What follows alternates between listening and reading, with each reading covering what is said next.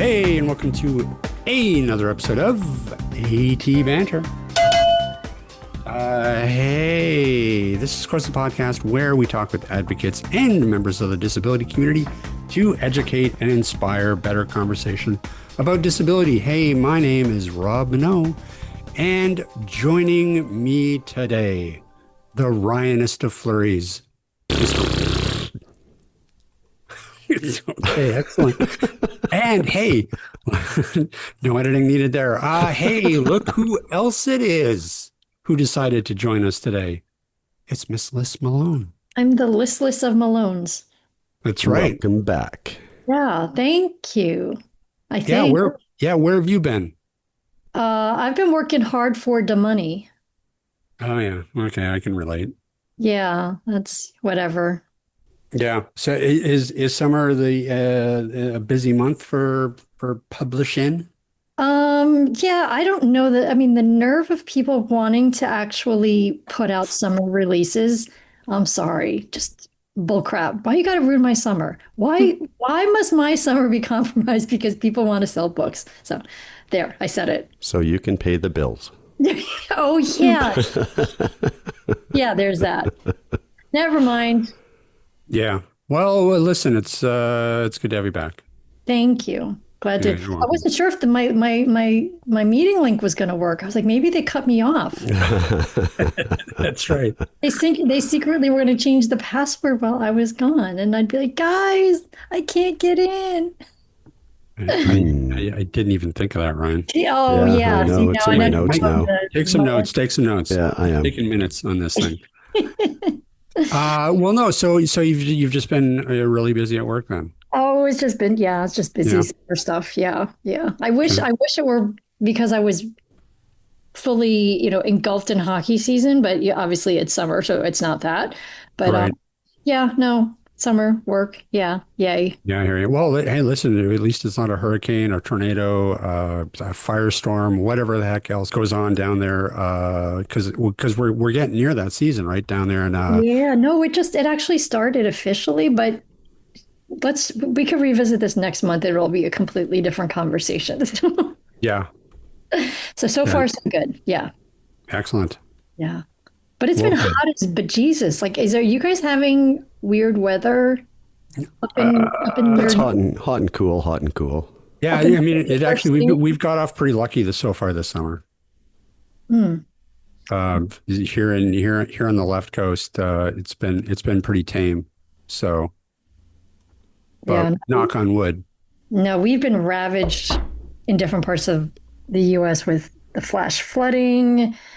And, first it was like fires and now it's flooding and it's scary. It's definitely scary. You can't watch the news now without hearing about something natural and scary, disastrous. But yeah, so knock on wood, not today. So Yeah, that's right. Because I think you guys got a heat dome, don't you? Yes. Yesterday was the first day not in the 90s, or today was the first day not in the 90s and for the last 15 days. Yeesh. And they said it's for where I am the hottest July in like the fourth hottest in like the last 30 years or something like that. Wow. So it's a little uncomfortable. Yeah, no doubt. I mean, we had a heat dome a few years back, and man, I'll never forget that. That was brutal. Yeah, because you guys aren't built for that, right? You don't have like central air and stuff like that because you're not used to that, right? That's right. Yeah, everybody ran out and bought a portable air conditioner after that. Ugh, yeah. So, And now life is lovely.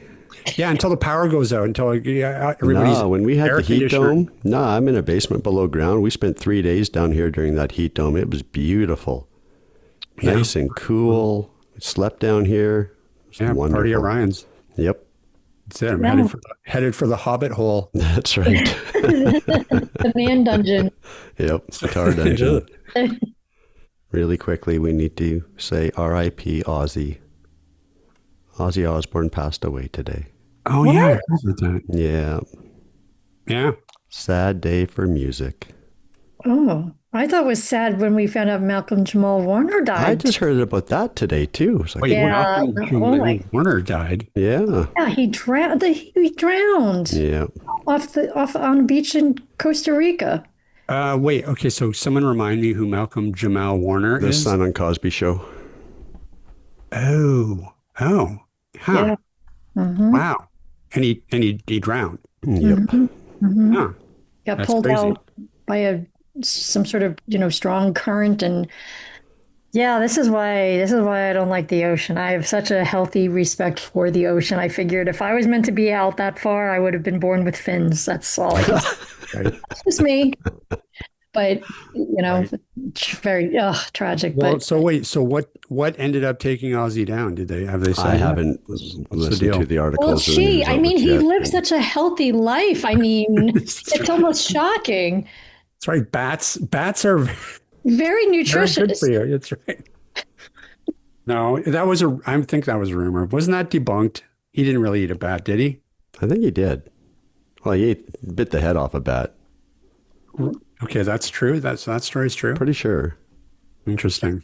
Listen, whatever helps you sleep better at night, Rob. You go on and just, believe that. Yeah, So there's a bunch of bats somewhere going like, yes, listen, and I justice, don't, maybe sweet justice.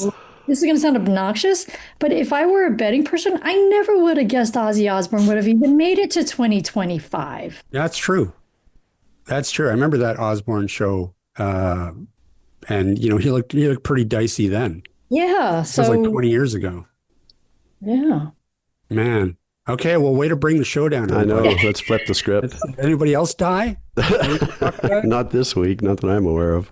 All right. Well, listen, I think we better get to the meat of the show and Yeah. bring the show up. Bring it Let's back do it. up. Yeah, let's do it because I'm excited. So, All right. So, yeah. Rob, What? what are we doing today? No.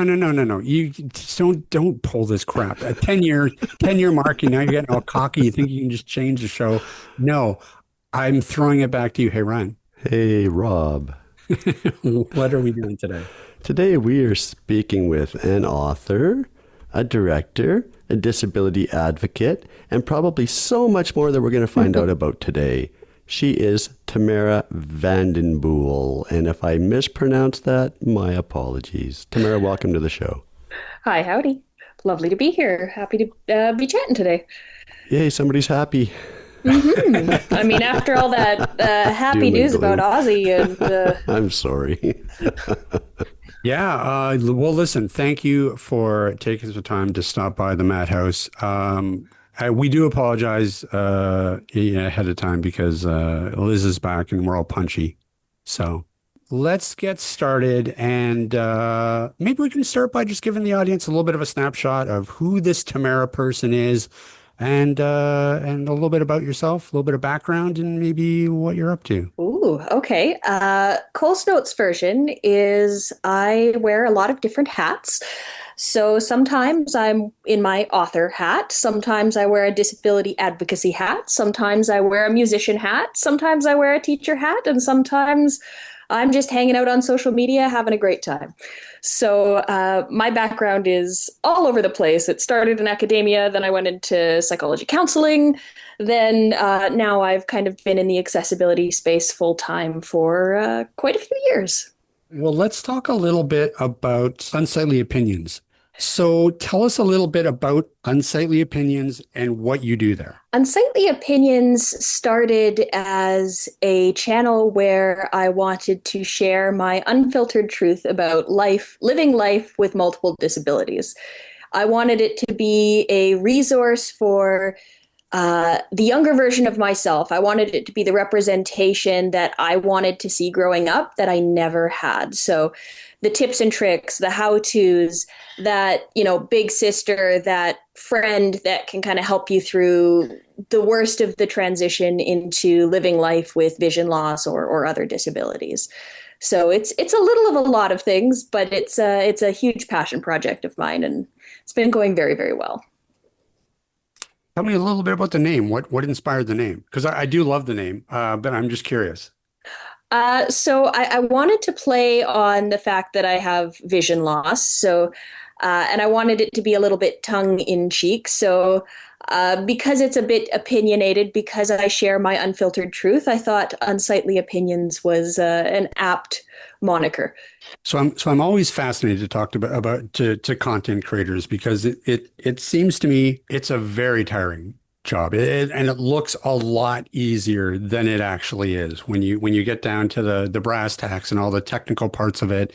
And, just everything. Creating a piece of content is not easy. You don't just throw your camera on and go and then upload it and then that's it. So going back to the beginning of it, what kind of inspired you to start going down that path? And was it a bit of a surprise to discover that it was so much work? Yes and no. I think I had an inkling that it was not going to be easy. I mean, I think for sighted or able-bodied creators, it might be slightly easier than when you're trying to figure out how to video edit using a screen reader, and there are no tutorials and there are no, I mean, it took me a full year to release my first video. So I knew after that I was in for it, but it was something that I very much wanted to do. And it all came from that place of wanting to explore different aspects of vision loss and maybe even have a formal outlet or maybe a very public video diary for how I'm processing different pieces or what I wish people would know when they're engaging with somebody with blindness. And it's kind of evolved from there. And so there's really no shortage of content you can create. So how often do you share your content?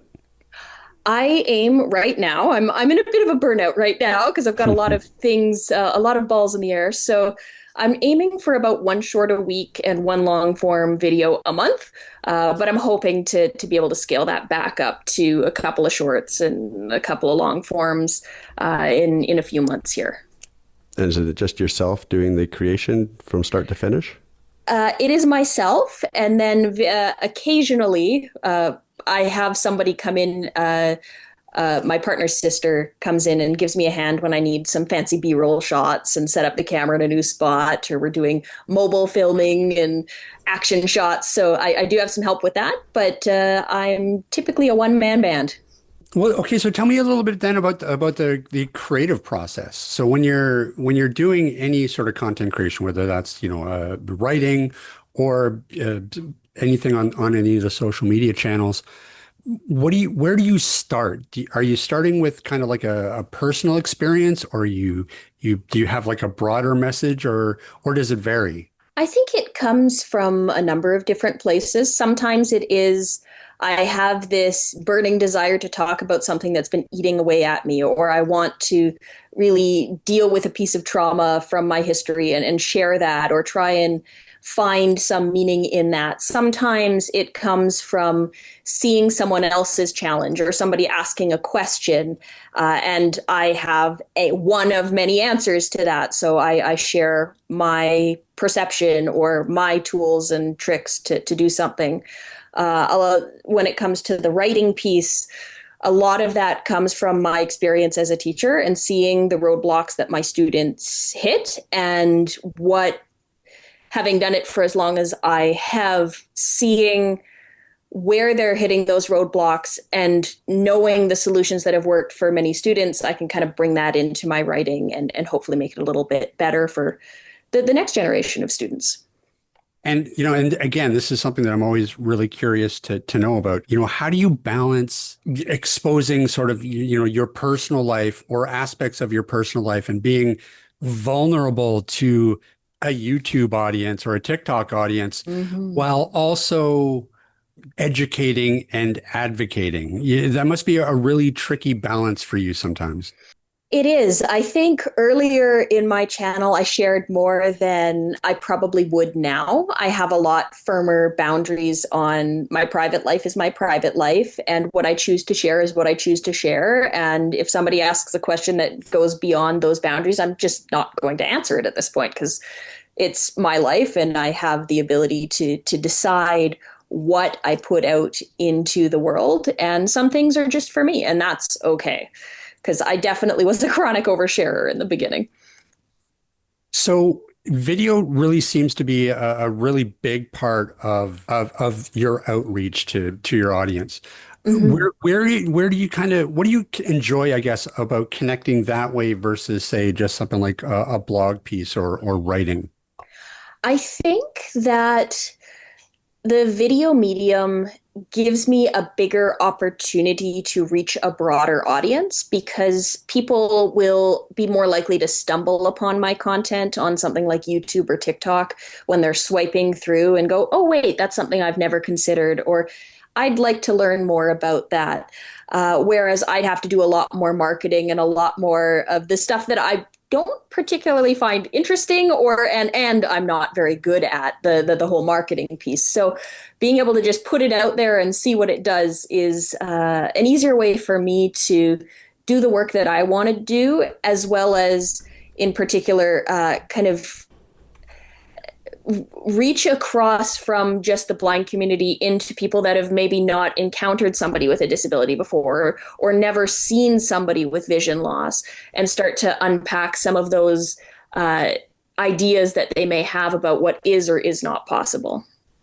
So taking that approach and doing more of an organic marketing approach Mm-hmm. and having people find you as opposed to seeking them out, are you finding that your balance of audience share being more able-bodied is higher than some of the disability accessibility types of content creators, do you think? I don't know. I think I still have a very, very high prevalence of people with disabilities in my core community. Um, but I definitely feel like, based on the comments that I read, sometimes there are people that have never experienced blindness or have questions that I go, well, I've answered that 15 times. This is clearly your first time engaging with someone like myself. So I think it's a nice, healthy mix. But always my core audience is the how-tos, is trying to stay within in my disability community. I think it's interesting when you look at some of these channels, and I'm just thinking this off the top of my head because like I set up a lot of campaigns in like the metasphere, Mm-hmm. utilizing the meta products, and then when you want to sort of slice and dice your market and pick different targeting preferences, there are certain Mm-hmm. things that I think they avoid because they think it's uncomfortable, Mm-hmm. but sometimes it's actually very necessary to Mm-hmm. reach some of these individuals. So it doesn't mean that you have to ask somebody personal questions because everything is voluntary. But what about if Mm-hmm. people want to self-disclose and say, yes, maybe it's too much to ask about the type of disability, but if you say you either live with somebody with a disability or you are exposed or you're interested in, as opposed to not just disability studies, because to me, like that's more academic and not necessarily, the lived experience per Mm-hmm. se. So, yeah, so I just think that sometimes some of these businesses or entities need to be a little braver about how Mm-hmm. they allow people to identify, but also be able to have people who have this content that is going to speak to individuals who would really be looking for it. Um, Mm-hmm. in just a much more, out there way. Like it's not a shameful thing. So, Mm-hmm. but I feel like it's still considered so taboo, which for me is a little frustrating. No, I've definitely felt that. There are certain tags, there are certain topics, there are certain things that I think we should be talking about in terms of disabled experience, in terms of some of the legitimate social, physical, emotional barriers in living in a world that is designed for able-bodied people, that absolutely the algorithms, the platforms do not like, and I will see when I've hit one of those topics. But it's Mhm. not going to stop me from sharing my unsightly opinions, if you'll forgive the shameless drop. Yeah. Yeah, but sometimes it seems like the political correctness has overcorrected in some areas. Just in my opinion, and I'm sure I'm going to get some little haters are going to say no, no, no, no. But but if it's a voluntary selection and you want to be able to find this content, you want to be identified with this content so that people can find you, then I don't see any harm in that. But sometimes wiping some of these things off because we might offend somebody. Well, yeah, I mean, every and people can be offended by anything, But I feel like it's a very real preference or category or categorization that some people do want to choose to self-identify openly. So that's okay. I'm sorry. I'm climbing down my very high soapbox right now. So, Well, it's interesting you say that, Liz, because I'm wondering if that's a trend that is starting to take place, because that's the second time this week on a quote unquote disability show I've heard somebody mention, has political correctness gone too far? So I'm wondering if that's a discussion that is now taking place. it's tricky because I understand that if some people don't want to be in an environment, they can choose to, if you don't like something, consumers have choices. If you don't like a show, you don't have to watch the show. If you don't like this personality's speech, your power is don't listen, turn it off. Don't give them your attention. But if you are looking for that content, to then say other entities get to define your barriers of how you wish to be identified and located and targeted because this is content which you really do want. I don't want to always just have everything with, I have to find this hashtag because not everybody uses the same hashtag. Right. And plus if sometimes people they use the hashtag disability, but then you have other people that don't like that word disability and they'll use a different hashtag. Well, now I'm not going to find them because they decided to use their own hashtag. I mean, I think it's a very complicated issue that we'd need several hours to unpack fully. So I don't know that I want to open that can of worms, but I do feel that sometimes there can be censorship in areas that we don't want censorship. And sometimes we can have moments of, where things are said that are not okay. And we need, as a society, not as individuals, to kind of at least create some guidelines that most people can agree with. And that can be very difficult because you get 3 people in the room, you're going to have 4 opinions, right? Okay, well, let's talk a little bit about long form versus short form. So for those people in the audience who that may not mean anything to, we're mainly talking about, say, a YouTube video versus something like a TikTok video. So talk to me a little bit about how you approach both of those and sort of some of the difference and the challenges that you can have creating content for either channel. Ooh, okay. So when it comes to long form content, the pacing can be a little bit slower. You can get into a lot more detail. You can share a lot more personal anecdotes or have more asides. But I would say they take 3 to 5 times longer to put together in post in terms of editing and B-roll and captioning and all of the other things that are essentially prerequisites at this point to post on social media. In terms of the short form content, the biggest piece is get to the punch. If you haven't gotten to the punch in the first 2.5 seconds, you've lost your audience. So it's how much can you cram into 90 seconds? They let you post up to 3 minutes, but truly it's how much information on a topic can you cram into 90 seconds? You have to talk fast. You have to show things quickly. You have to really plan out in really minute detail how you're going to demo something, how you're going to get into a topic and get into enough detail that most people will understand what you're getting at. But it's a lot less personal. So I tend to prefer the comments. I tend to prefer getting into discussions, hearing stories on the long form videos, because you have more of that opportunity to share your story and then for people to share their experiences. Whereas on the short form content, it's usually very direct, very short questions. Somebody's made an assumption that may or may not be correct based on a very limited piece of information that you've been able to give them, without the context for the other 40 videos that you've made that contextualize that thing that they're sticking on. So they both have their strengths and weaknesses. Long form content is about reach. Short form content is about reach. Long form content is about building your community.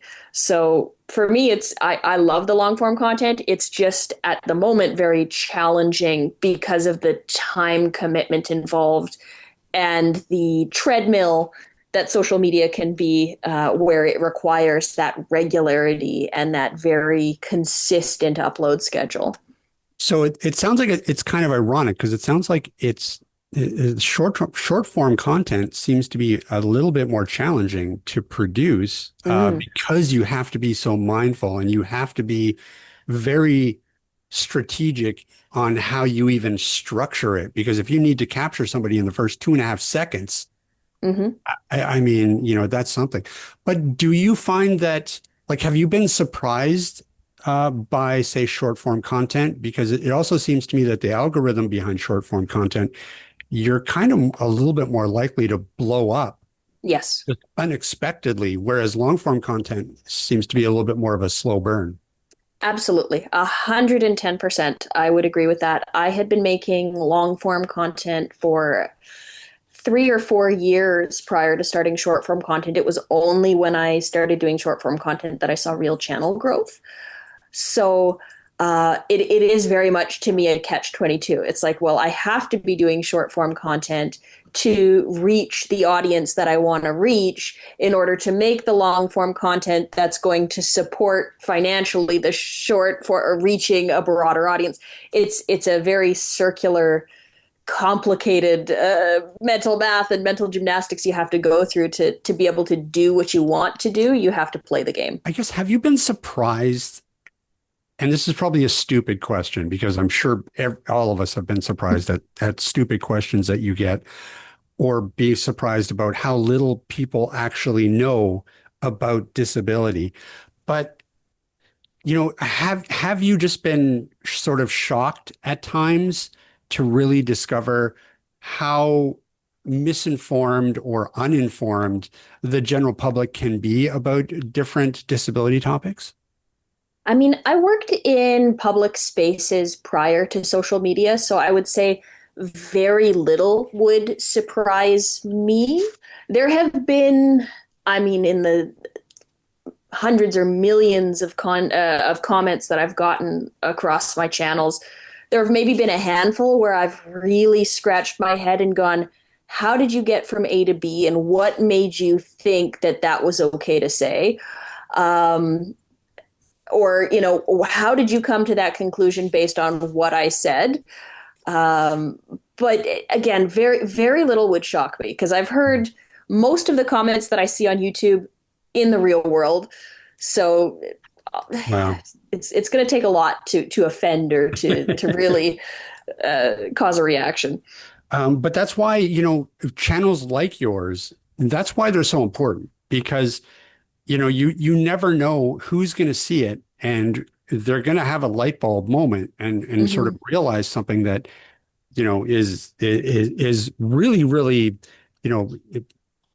common sense to us, all of us who are involved in the community in different ways. But to able-bodied people who just don't interface with folks with disabilities all that often, they just don't know any better. And, it's shocking to say, but, there's still people out there that just don't even realize that blindness is a gradient, that, Right. It's not sight isn't an on and off thing. And that's a real revelation to some folks out there. Right. And I mean, I've seen people equally shocked by the fact that blind people can work, or blind people can live alone, or some blind people don't read Braille, or that some blind people don't use mobility tools like a white cane or a guide dog. And to me, the content creation comes down to, if I can reach one person in every piece of content that I create, if I can help somebody understand something a little better, either about themselves or someone they know, or make them think about disability in a different way, that's a win for me. But don't you get frustrated? Like, shouldn't we be in a different place by now? Blindness disability is not a new concept. It's been around as long as mankind has been around. And Yes. yet we're still having the same conversations about educating and educating and educating. Yeah. I'm definitely more of the I like action more than talking. I like solution focused kind of discussions more than let's all sit in a circle and decide what word we should use about something or another, and actually kind of attack those systemic barriers that we all deal with.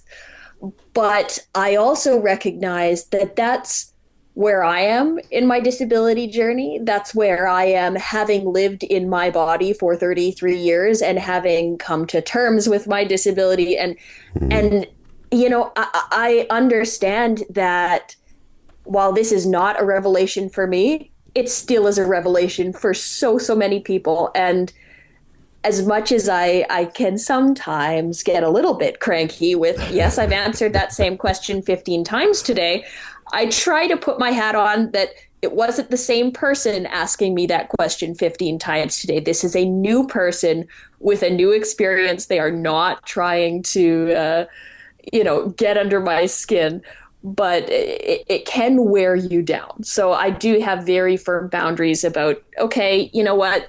I choose to answer this question in this context. But, if you're coming up to me in the grocery store, I'm not going to tell you my life story about my vision loss and how I do A, B, and C. That's not the right place or time. Sure. I'm extraordinarily patient when a hot guy asks questions about my vision. It's amazing. I feel like it's my duty to take my time and explain things thoroughly and, leave them with a really good impression. So, And your phone number. and my phone number. Always carry a card. That's right. That's right. ladies out there, always carry a card. Or either that, or when somebody asks a question, you just refer them to your YouTube channel. Just be like, hey, listen, give me some traffic here. This will answer your question and give me some traffic. It'll be everybody wins. Yeah. And that's oftentimes how I'm addressing some of those very basic questions that I'm getting 15, 20 times a day is I'll just drop a video link and I said, like, I don't have the spoons, the energy to deal with this right now. So here's a link. You can learn for yourself. Yeah, we talk about that on the show occasionally too, where, just being a member of the disability community, you're kind of, by default, you have to be an advocate. And in a lot of ways, it's not fair, right? No. Not everybody else doesn't have to, be a representative of an entire community just by going to the grocery store and interfacing with people. They get to go from point A to point B and just live their life. But when you're in the community, well, then you've got all of these other things. You have to self-advocate. You have to all these other worries. So it really does kind of amaze me, you folks, you content creators out there, because, you're dealing with that, and then you go home and now you're creating a video being more in the advocacy space.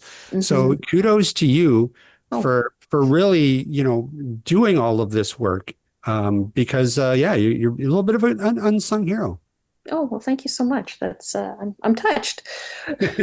Yes, Rob, we're touched. Yes. Well, you're also my unsung hero, Liz.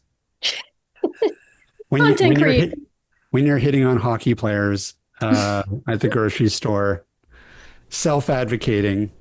Hey, I'm always thinking of the show. I know. Hey, podcast listeners. Steve, president and owner of Canadian Assistive Technology here again. While we love connecting with you online and over the phone, sometimes there's no substitute for seeing things in person. That's why we're so excited about our storefront at Unit 106, 828 West 8th Avenue in Vancouver. Coming to our showroom is a great way to explore many of the assistive technology solutions we offer. We're proud to say it's the largest assistive technology showroom in Western Canada. You can get a first-hand look at our extensive product line and speak directly with our team, who are happy to answer your questions and help direct you to the right solution. We always want to ensure the device you choose is the right fit for you. So if you're in the Vancouver area or planning a visit, we encourage you to drop by our storefront. It's a fantastic opportunity to see how Canadian assistive technology can help you meet your needs. We look forward to seeing you there. Again, the address is Unit 106, 828 West 8th Avenue in Vancouver. And now, back to the show. Okay, let's switch gears. I want to talk a little bit about music. Mm-hmm. Now, music is obviously a big part of your life. Were you a music kid growing up? So I would say I come by music honestly. I have several generations of music on both sides of my family. My grandmother wrote theory books for many, many years and was a concert pianist. My mom was a concert pianist and did consulting for the government. So music was her side gig by the time she was in the workforce, but music was always a huge part of her life. My dad was gigging since he was 9. My grandfather was in the symphony. My grandmother played accordion. So music was everything to everyone in my family, and I probably would have been disowned if I hadn't picked up one or more instruments along the way. So tell us a little bit about where you're at now with music and what you do, and because you teach, correct? I do, yeah. So I do a little bit of everything. You know, it's part of that. I like variety in my life. I like to wear many hats. So I do some session work where I'm in the studio recording a line or a piece that somebody's going to mix into something else, or sometimes I do concerts and play with a symphony or do that kind of thing. Sometimes it's weddings and funerals and parties. Sometimes it's playing with a band. Sometimes it's just me playing for fun. And the rest of the time it's taking on students to teach them. And I have specialized my teaching practice over the last 15 years, where I now take, and read this with giant air quotes, impossible or very big air quotes, unteachable students, in particular those that have significant disabilities, be they physical, sensory, or intellectual. So could you kind of walk us through some of the barriers that some of these kiddos are facing sort of when they're learning music? I think the biggest barrier I've encountered is the social barrier, where parents will look for a teacher. The teacher will hear that child has A diagnosis or B diagnosis and say, I don't know what to do with that, throw their hands in the air and say, I can't teach this kid. Or they're unteachable just because they just don't know how to work with kids, right? Like if you are a sighted teacher and you're used to working out of songbooks and that's what you've been doing for the last 20 years, and then all of a sudden you have a blind student who can't read sheet music, the learning curve to go from what you're used to what's going to work for that student is huge. So that's part of what I try to break down for a lot of the music teachers that I come across and work with and lecture to is, you know, baby steps to kind of understanding different disabilities and understanding different learning styles and visual or auditory or tactile techniques that they can bring into their practice to make that a less scary experience. So can you kind of step us through some of the accessible tools or the adaptive techniques? I mean, it's going to depend on the student. There's always, I like to tell teachers that you and your student should be a team. You are the guide and they are the expert in their own experience, because you can't live in their body. They live in their body, and they're going to be able to tell you what works and what doesn't, even if they can't communicate that in words. If you're seeing success, keep doing that. If you're seeing frustration or no progress, try something else. Get creative, because it ultimately comes down to learning is not a cookie cutter. It's not a one size fits all.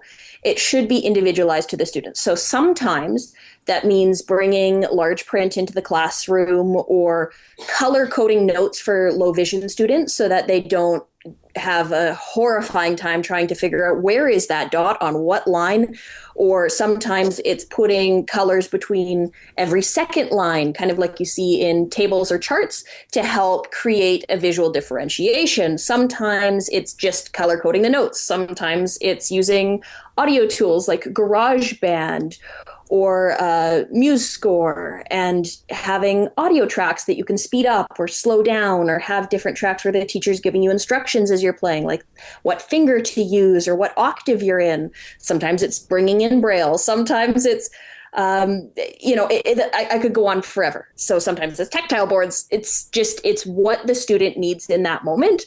And then you evolve together to figure out what's going to work as they develop their musical skills. So are a lot of these solutions sort of homegrown? Like, what's sort of the state of accessible music these days? And has technology improved, say, over the past 20 years? I would like to say that it has, but I think in many respects, we are still in 1995 when it comes to the accessibility of music. I personally, and I'm probably, here's my unsightly hot take for the day, I find music Braille to be almost impossible to learn at a basic level for beginner students. I find it to be very cumbersome and confusing, especially if students are trying to learn literary Braille at the same time. I find a lot of the accessible tools that exist to translate things into music Braille are just so unbelievably expensive and unattainable for most students that it creates this barrier that we can't get past to kind of get them to the point where they can be fully independent. And so I try as much as possible using low cost, low barrier to entry tools as much as possible. So it's things that are built-in applications. It's things that are going to work with screen reader. It's tools that a student can learn in a lesson or two and then take on for the rest of their life. Yeah, that's interesting. I mean, Ryan and I work sort of in the assistive technology space, and I know that from our experience, and correct me if I'm wrong, Ryan, but I mean, there's really not a heck of a lot of assistive technology out there for specifically for music students. Nope.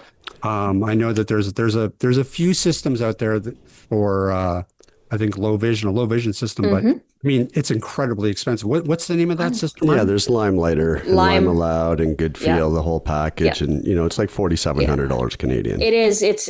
I think it's even more than that, but it's so unaffordable for most students. Yeah, and that's the standalone all-in-one computer that has the Lime Aloud software on it, and of course you can connect a Braille display so you're getting Braille output, and it gets pricey. But even so, like I've found through my use with the Lime software, the music translation is not 100% accurate, and it makes a lot of mistakes.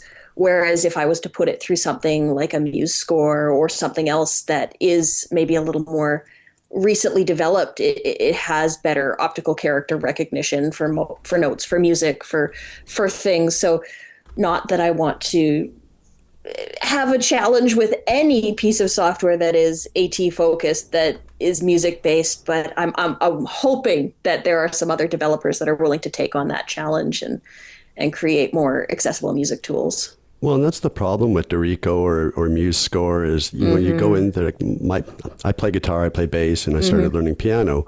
And I've gone through a few teachers, and a lot of them are using Muse Score or looking at Dorico, I think is the name of the other one. Yeah. And you get a lot of unlabeled buttons, right? So they're sending you the file, and you're trying to tab around with your screen reader, and you're trying this, trying that. And it's like, after your 30 or 45-minute lesson, your practice time through the week, you get frustrated trying to find these buttons to play back or slow down. 100%. And you get frustrated, right? So yeah. And that's oftentimes for me why I've turned to things like GarageBand. Right. Because they're like, I mean, I am not an Apple fangirl. I think they do a lot of things wrong, but at least in the music space, they do a lot of things right when it comes to accessibility. So, I can give my student a tool where I know all the buttons are labeled, and I can teach them how to move from A to B and how to speed it up and how to slow it down and how to make a music track 400% larger. And maybe it's not perfect. Maybe it's not, exactly what I'd want, but at least it's included in a piece of software that they probably have a friend with a Mac. They don't have to go buy something. Well, and even the entry point to a Mac, though, a Mac Mini you can get for $600. Yes, that's right? very true. It's cheaper than LimeLighter. And Absolutely you'll that. get Logic, and you'll get GarageBand, and Yeah, exactly VoiceOver and Zoom, and there's your all-in-one music device. So it sounds like it really is this high demand for Yes. some sort of an affordable, accessible music system that just hasn't formulated yet. So hopefully this is something that again we talk about AI all the time on the show, and just being like, it hopefully, if it doesn't kill us all first, it will be the great equalizer. It can really help drive forward and supercharge the development of cheaper and more affordable assistive technology. Absolutely. And I mean, I hope to be a part of that revolution, that development. I mean, I'm currently working on some tech to try and make that Braille translation, that music Braille system, just a free app that anybody can go in with an XML file and away you go. That's what I'm working on. It's been a passion project for a few years, and we're probably still a few years out, but hopefully we'll get there. Let's talk about Odyssey Music. Okay. Because Odyssey Music is a whole different approach to the whole music teaching, music learning methodology that many of us have looked at, gone through, tried. Yes. Using different colors. You've got some short audio clips there. So tell us what Odyssey Music is. Odyssey Music is what I hope to be a one-stop shop for accessible music learning. And when I say accessible, I mean accessible to kids with and without disabilities. I've brought a lot of my learnings from early childhood education, psychology, working with students with various disabilities, and tried to create a system that incorporates fun and colors and excitement and activities into the process of music theory and learning music, which oftentimes, in my humble opinion, has been boring and dull and repetitive, and yes, kids hate it. Exactly. We want none of that. So, let's have it. Okay, let's color in this picture. Let's make it so that as much as possible, we're playing games, we're doing activities, we're doing things that feel fun, that don't feel like work, but we're learning those concepts at the same time. And what was fundamental to me when I started this series is it had to be accessible, and the accessible versions had to cost the same as every other version. So if a student needs an audio version, that is the same price as the printed version. If a student needs a Braille version, it is not $270. I am selling it for $19.95, the same as the printed version. And am I taking a loss on that book? You better believe I am. But that is, I refuse to let finances be a barrier to accessibility. That's fundamentally opposed to who I am as a person and what I had to deal with growing up. So we have many different versions, and if somebody comes across something that isn't working for them, we'll work with them to create something that will. Have you thought about making the Odyssey Music program into an app? I have considered it. I am still trying to put out the last couple of printed books. We have found that with many students and other people in the music theory space, apps are not as effective at teaching these concepts as physically putting pen to paper or Braille to paper.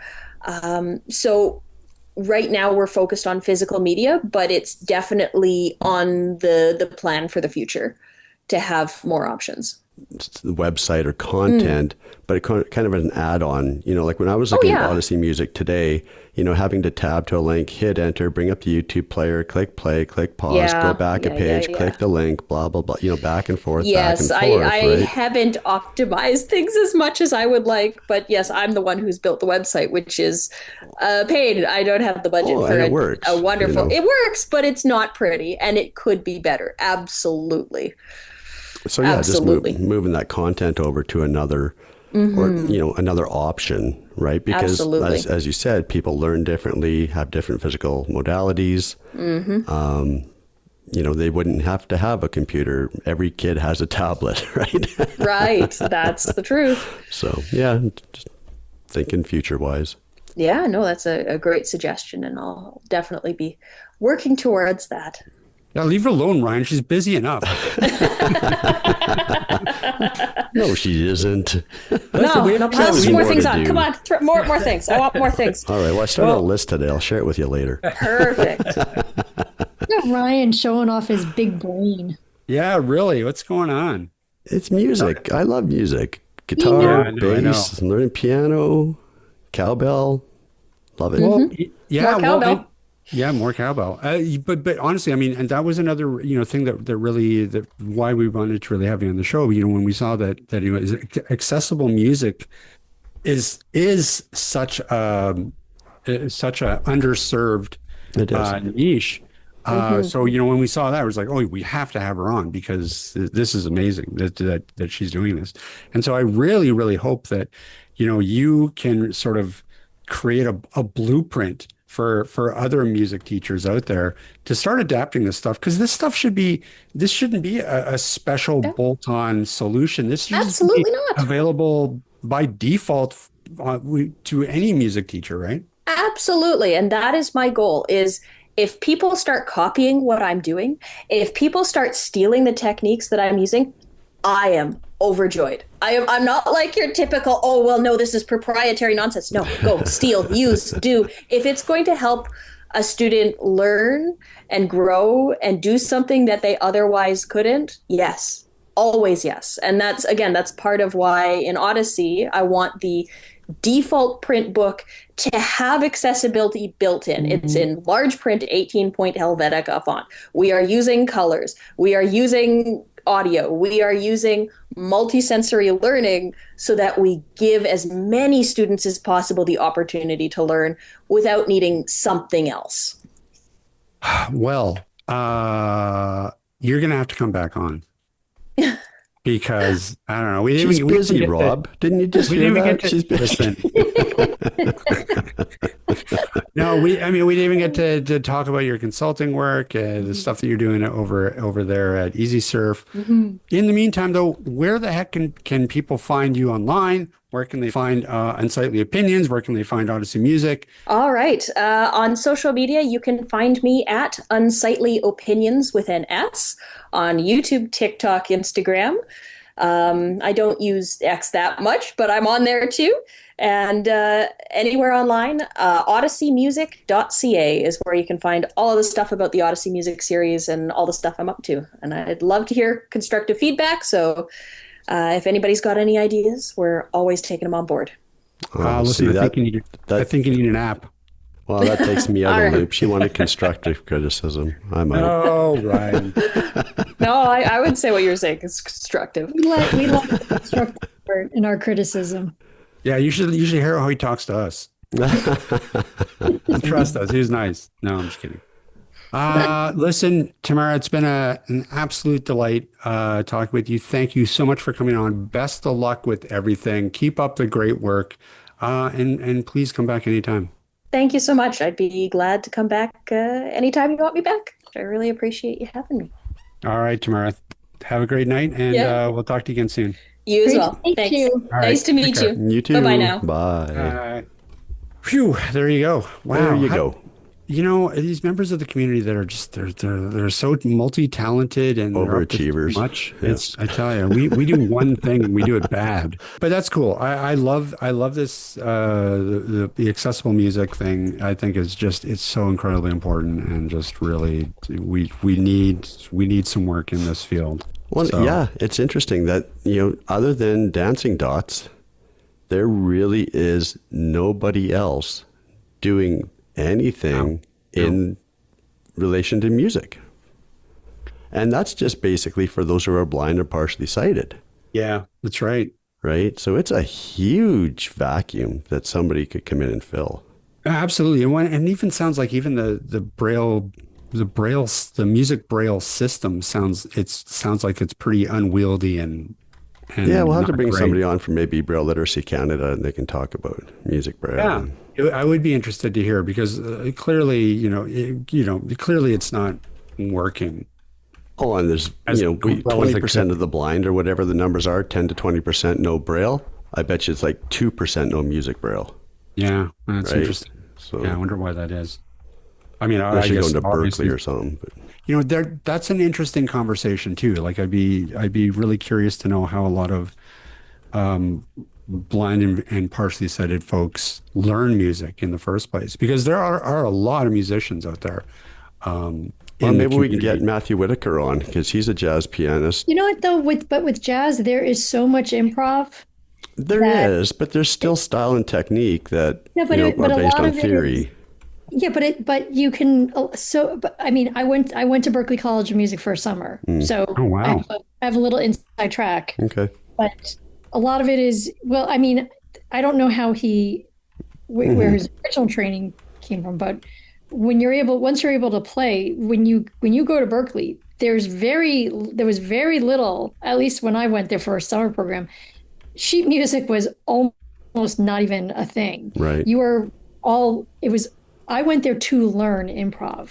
Okay. Because it is not an organized system. It is much more about learning to do a lot of free form Right. improv, learning to improv within, they basically say we're playing in the key of C, and this is what you're, da da Yeah. da. You should already, if you're a decent enough musician, you already know what your note construct is going to be Right. Yeah. in that key. So that doesn't surprise me. Now, if you said he was like someone, well, but I mean, even when I went to Berklee, and I'm sorry, I don't mean to sound like I'm rambling. Part of the class or some of the training was they gave you a tape of it. One of my instructors gave me a tape and said, "You need to learn this. You need to learn it by ear." Right. So, and that's what a lot of musicians do. I ended up having to flunk out of music because I couldn't sight read anymore. I wasn't able to read. When you play in an orchestra, when you're looking at sheet music, you have to read the music head, and I couldn't. And that was when I was starting to lose my vision. I was like, I can't read that music. I'm like, well, then I can't play in an orchestra. Right. Yeah. Yeah.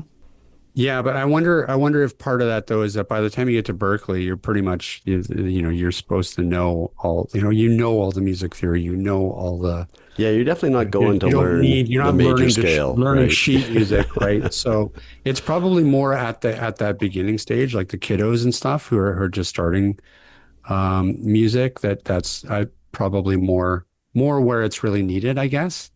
Absolutely. Yeah. Yeah. Yeah. But it's hard because, and if you're a kiddo and you can't actually learn how to read music to begin with because there's no music system out there and there's Braille, then I guess all that really leaves is you're just learning by what is it, like the Suzuki method or whatever, you're just learning by ear. Well, people didn't like the Suzuki method because kids were not learning the notes. They were learning numbers and positions. So then anyone who learned on the Suzuki method then had to relearn how to actually read real sheet music. We have a neighbor who has a daughter, and they're Korean. And she spent 10 years, became a classical pianist, and the daughter is like 22. So she started really young. And she cannot play a piano unless sheet music is in front of her. If there's no score, she can't play. Right? And so there's a gap there, right? There's a difference between, like you said, sitting down and improvising and making stuff up on the spot and having a piece that you've repeated over and over and over, right? You've got that muscle memory that comes back to you, and looking at the staff and the notes. Both are good, but I think there's definitely a lot more flexibility when you're able to improvise, put things together. Sure, you have to have a foundation, but like I said, she can't play unless she's got music in front of her. I mean, I'll push back on that a little bit because I think that both ways, I think it really just depends on what you want to do with it, right? Sure. Because if you flip that around and somebody who's excellent at improvising, you put a sheet of music in front of them because they're playing with an orchestra or they're playing with an ensemble and they can't read that music. Well, they're equally as screwed as Sure. So I guess it kind of depends, and in a way, it's kind of neat that there are different avenues for people, just depending on what their strengths are. Because I've met people in both spheres as well, and it is really interesting. But probably the best case scenario is that you're kind of have your feet in both worlds, where you can read music, but you can also do improv and stuff. Those are probably Like, don't get me wrong. ideal. She's never gonna, go to a lounge club, sit down and, jam with a band, right? That's just not her upbringing, and that's not why she was trained. Right. So, yeah. But really, I mean, at the end of the day, what we really need is, again, we need an entry point for people to be able to enter into into music, if they so desire, and at least have a route where they have some accessible materials available to them. So that's why, what Tamara's up to is very important. So sorry, I have an update. Fire away. Yeah, so apparently, I guess Ozzy had Parkinson's. Oh, he's had that for years. Is that what killed Well, him? I guess so. Oh, okay. So I guess he's had it since 2020. But apparently, he just had a big farewell concert. He did a couple weeks last ago. week. Yep, in Yeah. Europe. Yeah. Yep. Wow, that's something. And Well, he that's the way to performed. do it. Sorry, What's that, Liz? He performed. Yep. Yeah. A few weeks ago. Yeah, a they big brought him out in a chair. concert. Well, and I'm sorry. And how old? 76. 76. Oh God. Yeah. Lived a good life. So that's the way to go out, right? Like go out with a bang, have a big Never, concert, and then never would have thought. I don't think he ever thought he'd make it to 76. No, heck, you remember watching the Osbournes, back in the You know what? This is not a good lesson for the youngsters to not drink and do drugs. I'm just saying. or bite the head off. Come on. back. Keith Richards is still going strong. I don't know if he's going strong. I haven't heard anything from him. I mean, he's live. I think someone has his corpse tucked away in a closet. Yeah. Yeah, He's going to need some new strings for their next tour just to keep him 76. upright. Wait, how old is Trump? Oh, probably up there. He's around 70, 78? mid-70s or something. High 70s. God damn it! I don't want to Anyway. say anything. I'll edit that. That's going to about do it for us this week. I show up at my door. Take it away, take it away, take it away now. You're going to Alligator Alcatraz there. Anyways, maybe the real Alcatraz. yeah, maybe the real Alcatraz. Who knows? He wants to open it. He wants does. to spend billions of dollars to redo Alcatraz. Yeah, great. He just wants to go back to his childhood. Like, this is what I'm getting. He wants everything to go back to the way it was when he was like 20. And who doesn't? I mean, honestly. Hey, listen, if I was in charge, I'd be like, listen, Beta's coming back for one thing. I'm getting rid of all the Blu-rays. No more 4K. We're going Beta. They're bringing cassette- back let's 8-track. bring back cassette tapes too. No, Cassette 8-track. tapes are back, and vinyl is back. CDs are coming back. I was never a fan of the 8-track. I hated the fact you couldn't rewind. Just Yeah. pissed. Plus the programs. It was just a complicated. I was a cassette tape guy. And plus you can't load an 8-track into a Walkman. It's true. There's no portable solution for 8-tracks. No yet. Walkman. Oh my God. Right. Next week on AT Banter, and look back at the late 70s and 80s. That's right. Why not? Why not? Assistive tech from yesteryear. Bring back the A-team. Our favorite our favorite old school technology. Yep. Yeah, there you go. Gizmos, gadgets. You know what I Like- miss? what? I miss Simon Says. The game? Yeah. Like I can create you one using ChatGPT. I can build you one. wait, what do you mean build you one? Like, isn't that you just go, hey, Simon says, put your hands on your head like No, that? no, no. It was No, this is the game Simon that had like 4 colors, red, green, yellow, and blue, or red or Oh, something. that thing. Musical Okay, Simon. Right. Okay. Sorry, I forgot Yeah. about that thing. That was like everyone loved Simon Says. I So built it was the myself thing an that accessible Wordle game. You want me to build you a Simon? You could build me anything you want, Ryan. I will try. I like when Ryan makes things for me. They're thoughtful. Meep, merp, meep. Merp, Rob merp, doesn't make me anything. Rob just makes fun of me. merp, merp, meep, meep, merp, merp. Can we use his sound effects for my Simon Says? Yeah, absolutely. Well, Okay, so clip we'll those sample out for that. me, Rob. Yeah. Clip those tones out for me and send them to me as separate WAV files, Okay, no problem. and I'll use those in the code. That would be hilarious. There'll be a red button, a green button, a yellow, and a blue button, and each Listen, one we will can go, make our wah, own wah. Simon Says. It could be like wah. AT, like Banter says. Yep. It'd have there will be a Rob, a Ryan, a Liz, and a Steve. We each have our own little. Right. Meep, meep. Oh, remember? Yeah, I'll sample Liz saying balls. Balls. Oh God. Okay. Let's get out of here. Well, Dinner yeah, time. let's get out of here. See, Liz, what you do when we always run long when you come back. I'm sorry. I know Sorry. it's too much fun. Dinner time. Okay. Anyways, hey Ryan, Yeah, Rob. what the hell are we doing? Where can people find us? Sorry, I lost it for a second. They can find us at the Limitless Podcast at www. Now we can't. Oh, Yeah, well, okay. No. yeah. Where? What? What? Who? They They can can- find. Go. Take it away now. Take it away. Take it away. Take it away now. They can find us at atbanter.com.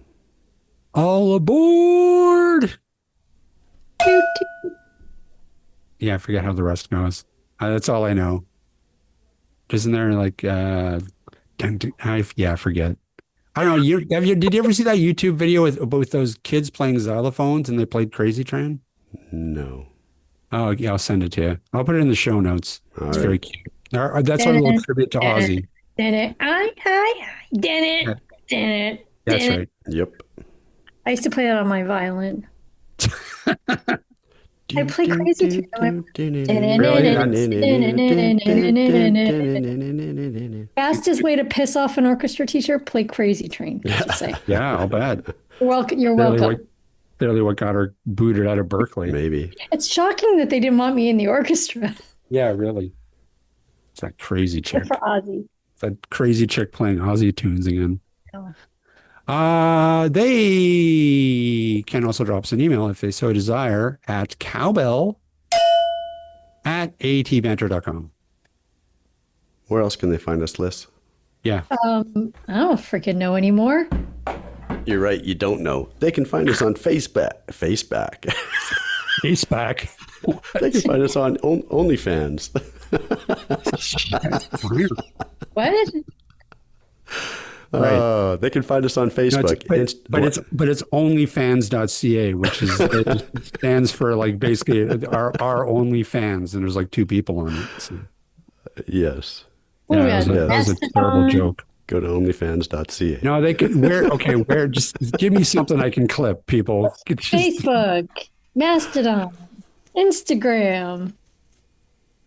That's right. That's right. That's it. That's Yep, all. That's it. That's That's it. it. That's all. That's all we need. Good night, That's all we folks. need. We don't even need these social media things. Exactly. We're so far beyond social media. It's not even funny. But still, go visit us and follow us and Like, subscribe. like and subscribe and all that crap. Tell your friends. All right. Well, I think that is going to about do it for this week. Big thanks, of course, to Tamara for joining us. And we will see everybody next week. This podcast has been brought to you by Canadian Assistive Technology, providing low vision and blindness solutions, as well as physical access solutions and augmentative communication aids across Canada. Find us online at www.canastech.com Or if you're in the Vancouver Lower Mainland, visit our storefront at number 106 828 West 8th Avenue in Vancouver. That's 1 block off Broadway at Willow. You can reach us by phone toll-free at 1-844-795-8324 or by email at sales@canastech.com.